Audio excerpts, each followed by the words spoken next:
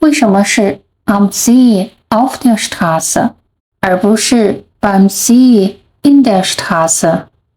德语介词到底该怎么选？今天不用死记硬背，而是用一个空间地图，一次搞懂最常用的5个地点介词。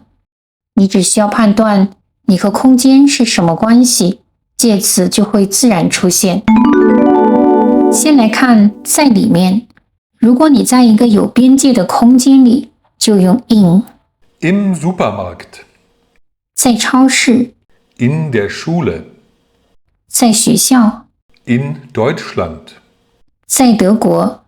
只要强调空间内部，通常就会用 in。Ich arbeite im Supermarkt。in 就是 in dem 的缩写，因为 in 后面跟3格。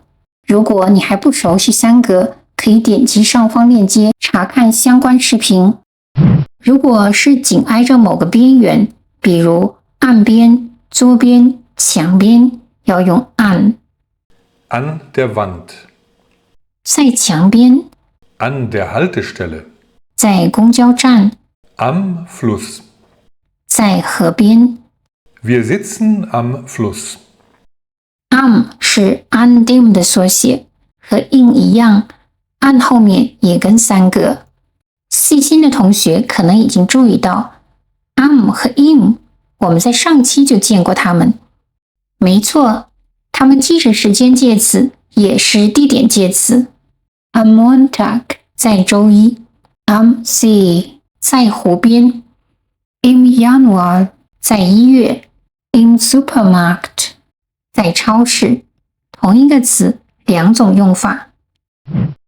那放在一个水平面上用什么介词呢？用 auf。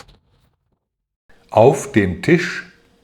在桌子上， Auf der Straße.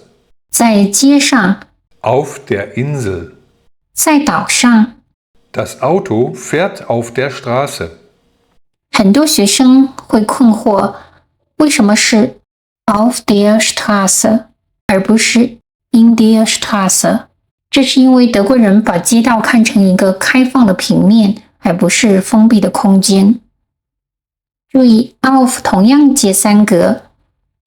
如果某个人或者某个东西在另一个东西的前面，要用介词 vor。 Vor der Tür. 在门前， Vor dem Spiegel. 在镜子前， Vor der Schule. 在学校门口。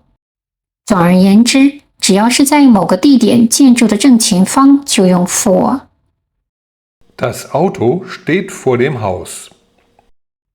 for 同样接3格。如果你想表达和某个人或者某个机构共处一个空间，就要用 bei。 Bei meiner Freundin. 在我女朋友那儿， Beim Arzt. 在医生那儿， Bei der Firma Siemens. 在西门子公司。Die Kinder sind beim Lehrer。 by 同样也要接第3格， beim 就是 by them 的缩写。在湖边到底是 am See 还是 beim See？ 其实2者都对，但意思不一样。am See 表示你的活动以湖为中心，湖是主角。比如 Wir machen einen Spaziergang am See。 我们在湖边散步。 beim See 表示湖只是一个背景。比如 Ich habe beim See einen Freund getroffen。 重点是遇到了朋友，湖并不重要。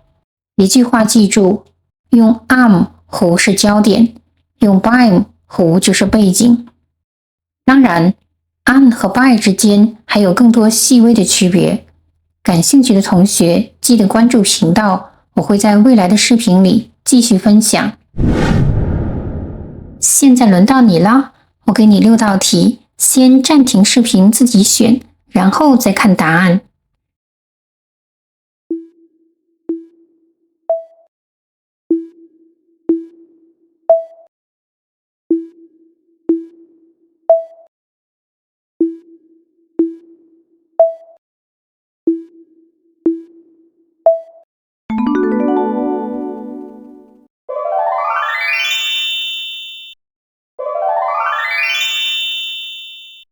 你都做对了吗？评论区用 by、on 或者 for 造一个句子，我来帮你检查。下一期我们来搞懂为什么有些介词既能接3格又能接4格，这就是 Mixed Prepositionen 双格介词。记得订阅，不见不散。